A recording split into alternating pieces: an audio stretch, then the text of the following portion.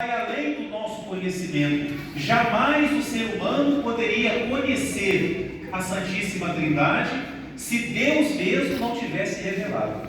Lá no Antigo Testamento, ou seja, antes da vinda de Jesus, Deus se revelou. O que é revelar? É só olhar aqui para o altar. A parte de trás do presbitério está velada, porque na frente tem um véu, uma cortina. A gente não vê a hora de tirar essa cortina daqui, né? Para ver o que tem lá atrás. Deus fez isso.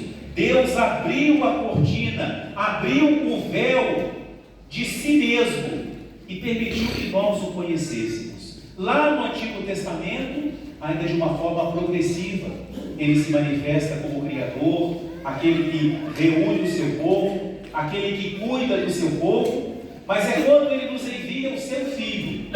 Então, é o próprio Jesus que nos revela o grande mistério de Deus, que ao mesmo tempo é uno, porque é um único Deus, mas neste Deus uno, nós temos as três pessoas: a pessoa do Pai, a pessoa do Filho e do Espírito Santo. Tão simples de entender, não é? Um Deus, três pessoas. Pronto, entendemos. Não entendemos.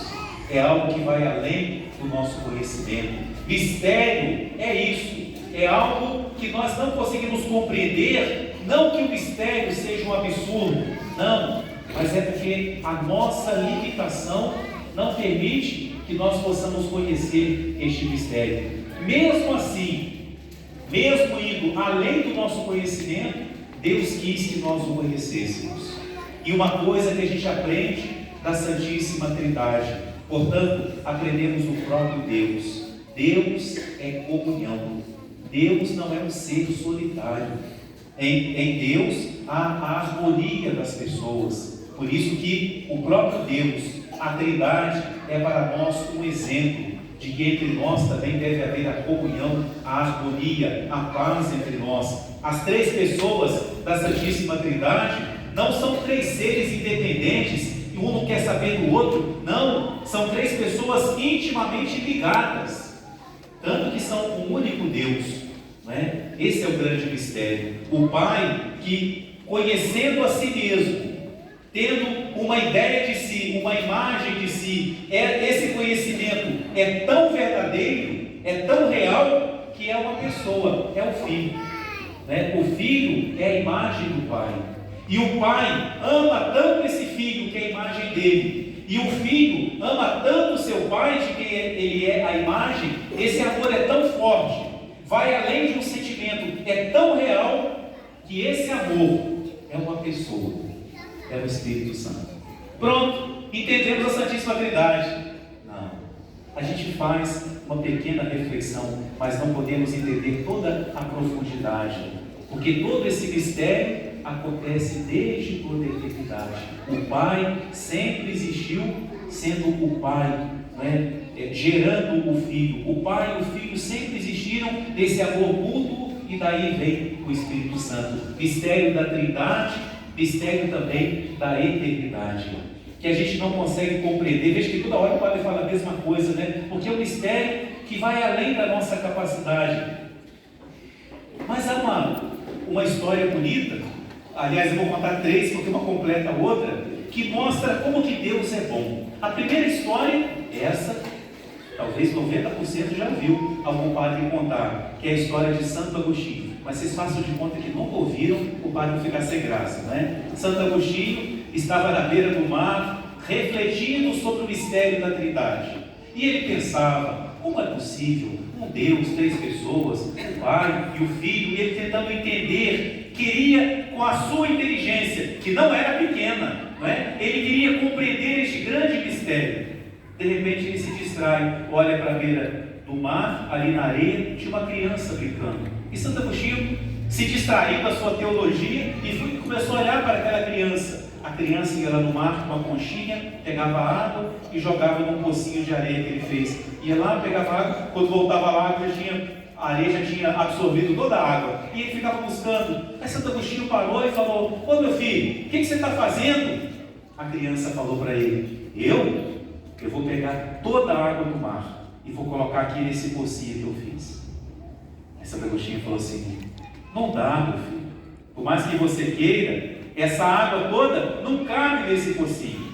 Não era uma criança, era um anjo que falou para Santo Agostinho assim: é mais fácil colocar a água do mar aqui nesse buraquinho do que você compreender o mistério da Santíssima Trindade.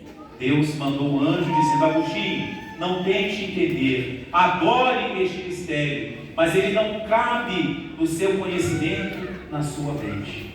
Depois, uma outra história: um pai, os pais batizaram a criança, voltaram para casa, a mãe foi cuidar lá das suas coisas, de repente ela foi no quarto, o pai estava ajoelhado perto do berço da criança, rezando e beijando o peito do filhinho. A mãe chegou e falou: o que você está fazendo? Ele está passando mal? O que está acontecendo? O pai falou: não, ele não está passando mal não, eu estou ajoelhado aqui porque eu estou adorando a Santíssima Trindade, que agora mora no coração do nosso filho.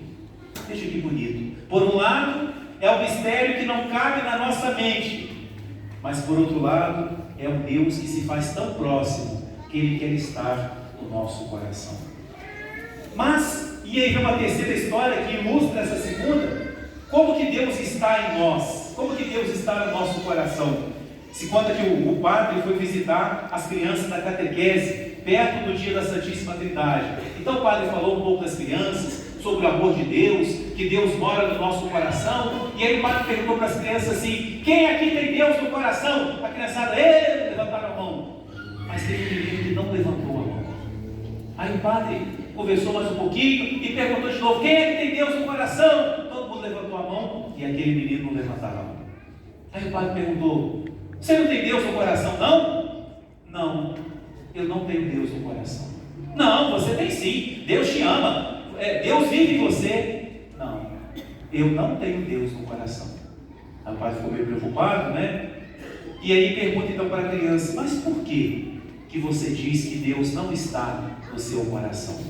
O menino falou assim: porque eu aprendi na escola que uma coisa maior não pode caber dentro de uma coisa menor. Então, não é Deus que está no meu coração, mas sou eu que estou no coração de Deus. O menininho deu uma aula de teologia para o padre.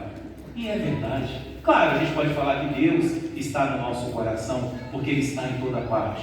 Porém, mais ainda, mais do que termos Deus em nós, nós estamos em Deus.